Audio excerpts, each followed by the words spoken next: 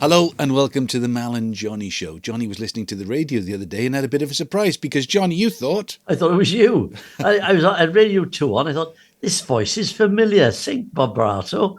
And it turned out it was Billy Joel.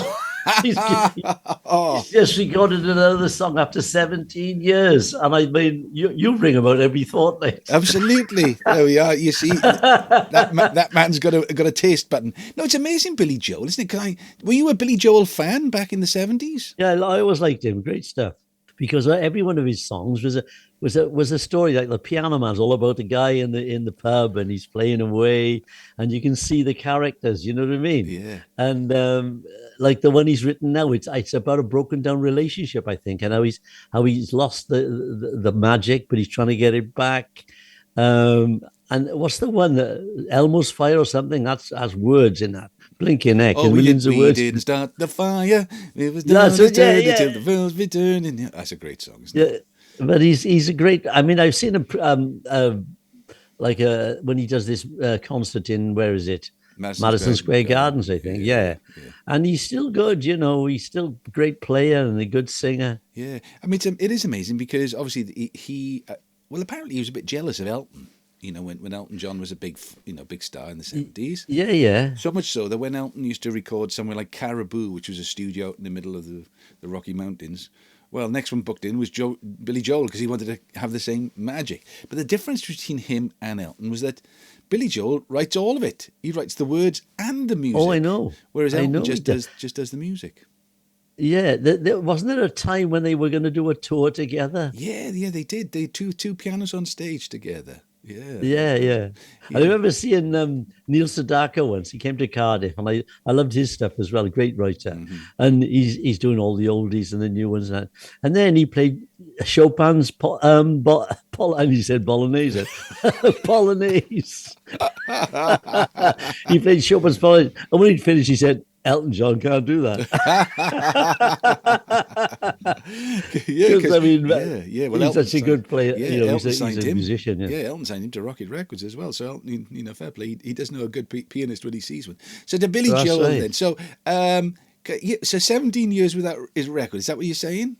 Yeah, it was 17 years since his last record. He'd written or recorded a new song. Yeah. And funny enough, our old friend Elio Pace put something on Facebook the other day. He said, "There's another song I got to learn now because Billy Joel's just written another song." Yeah. But why would he wait 17 years? I mean, you don't wait 17 minutes. You're not another one out. No, hold on a second. There goes another one. Well, I think he's. Do you know there's the guy James Heller, who wrote Catch 22. And he was once asked, he said, after writing Catch 22, did he feel, bad that he couldn't write anything better? And he said, well, no, because nobody else did either. So he was quite. But I suppose if you've written all those hits and they're there, and maybe you're not so confident about your new material. I mean, it's a risk, isn't it? Because you don't want to write stuff that everybody goes, oh, he's not as good as he used to be. Because he only does concerts with his hits, and he can, because he had so many hits in the bank. So I think it's probably quite a risk, isn't it, doing something new after all this time? Yeah, but this is a really good song. It's got a proper form. I mean, I don't know about you, but a lot of songs you hear today, there's no form to them. Yeah. Well, this has got a verse and this has got a chorus, it's got a middle eight. I mean, the proper way. I remember going to see Barry Manilow once, and he said, "What happened to melodies?" He said, and I know what he means. A lot of it's just dance riffs. You know what I mean? Yeah. And it's almost like. I mean, what do you feel about that? Do you always write the same kind of way, like a kind of a verse and a chorus and a middle eight or whatever? Well, I think so. The weird thing is that, my new record. Johnny, which came out 5 minutes Which ago. one? It's a song called "Letting You Down," right? "Letting You Down." Oh yeah. It's number 30 in the Heritage charts, and it's on Boom Radio and stuff like that. So it's building up a little bit of momentum as we speak, and it sounds like one of my recent records. I actually wrote the song in 1978. I've actually got my college diaries out. It's been an odd time, 1978 to 79 for me, because I didn't want to go to university, but I was offered a place at Cambridge, so it seemed daft not to go, although I really didn't want to go. But my heart really probably wasn't in it, except for the football and the folk clubs.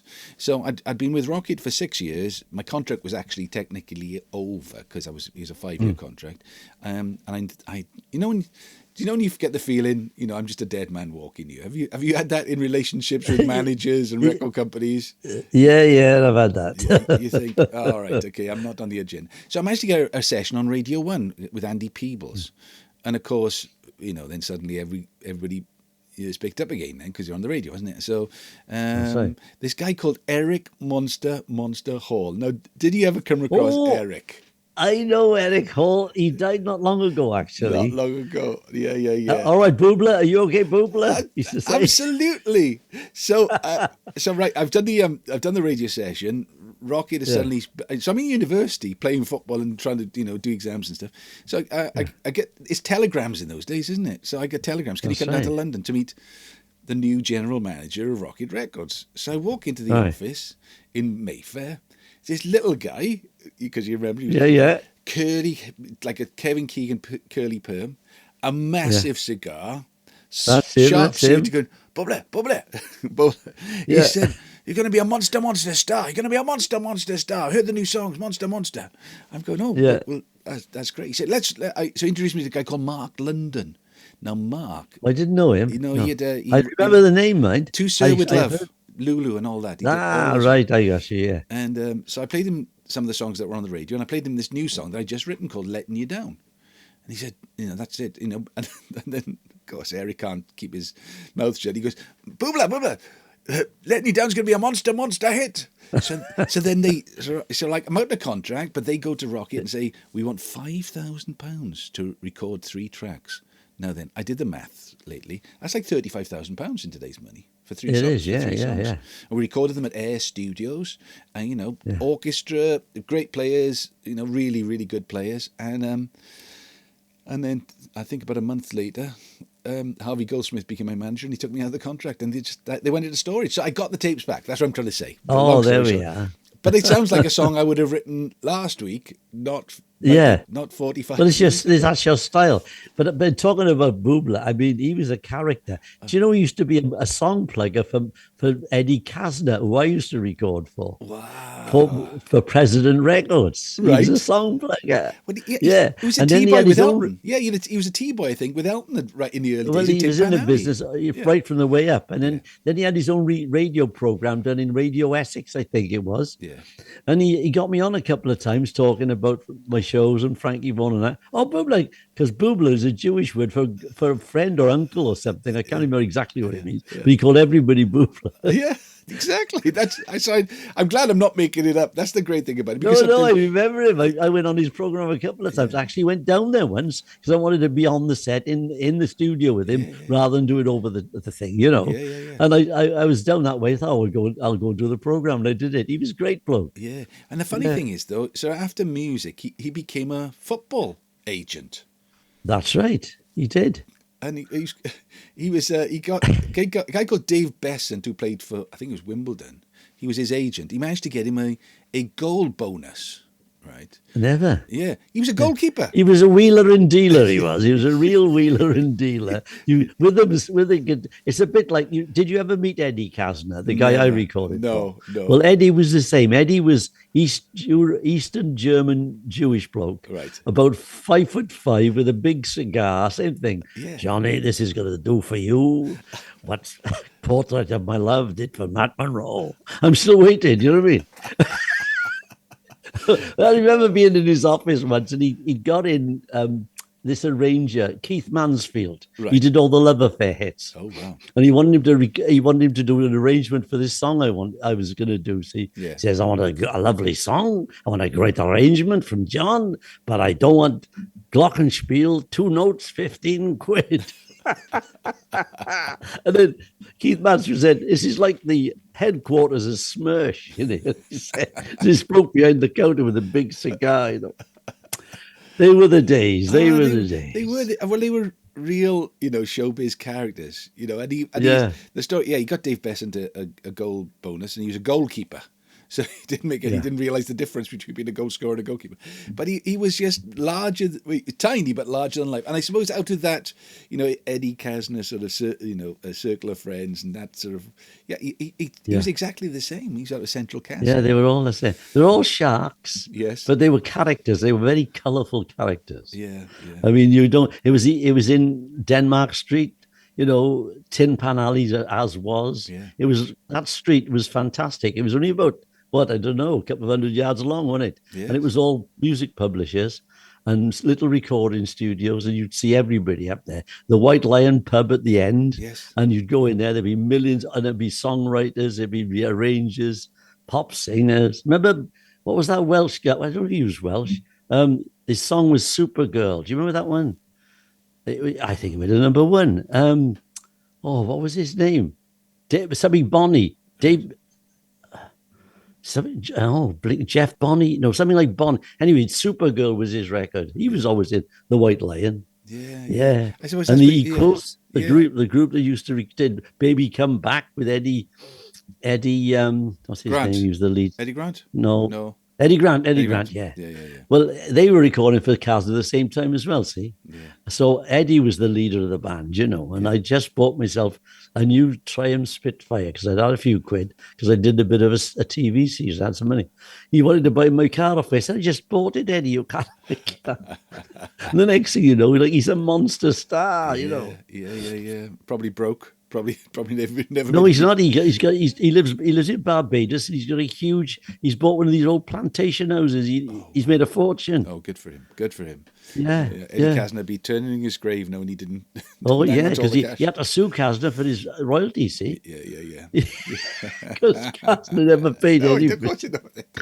You want to get paid as well. He was a character. He was a character as well. Oh, good stuff. Well, I'm going through lots of, as you can see, the studio's a complete tip because collecting all the stuff from my mum's, she recorded everything I was involved in, everything.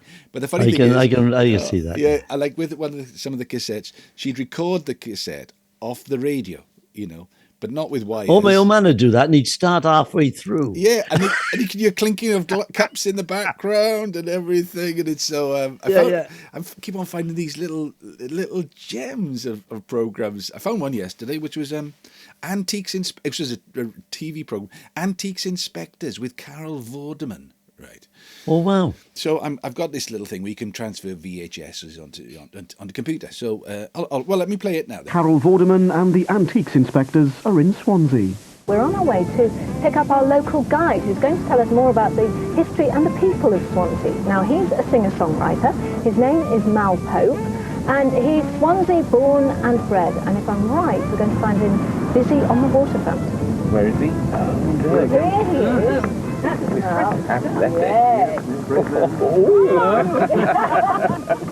Hello, Mal. We're most impressed. These three inspectors. Hello. I thought you had to tell me. Nice to see you. That means welcome to Swansea. Yes, thank you. Well, I hope you have a good time here in Swansea because we've got lots of things to show you. We're associated with the sea, lots of maritime things. So the thing is, I hadn't played the beginning with Johnny. You've just shown it to you now, and I went back to look at the program. There's this guy on rollerblades to do is me. It was rollerblading to the van. I'm thinking you were wired for sound like Cliff. Exactly, and I have virtually no memory of that actually happening, Johnny. It's terrible. So I've been talking about cassette. I got a few cassettes. My old man did the same kind of thing, and it was John Dunn show. Do you remember that? Oh, John Dunn used to be John on. Dunn. I used to go and record up at Maida Vale, see, Lovely. and they put them on like through till 2. And I had some stuff with the NDO, and then all these bits and pieces, but he never started in the right place. He'd always miss a couple of bars out, so I can't transfer him really. Oh man alive. Well, there we are. Yeah. All right. Well, Billy Joel. You like the new Billy Joel record? I do actually. Have you heard it? Well, in passing, I haven't heard the whole thing. If I'm honest. Yeah, have a listen. There's a great story to it. Yeah, because it's about his wife. It's probably a girlfriend or a wife in it, and the spark is gone, but he's trying to. Lights gone out, but he wants to put the lights back on again. Do you know what I mean? It's one of those kind of songs. Yeah. Yeah. Yeah, it's good. Put another 50p in the meter and see if it works. Yeah, that's right. I've been painting today. Have you? I've been painting today. I got anything pretty nice? paint on my jumper. Landscape or portraits? What are No, we the doing? wall.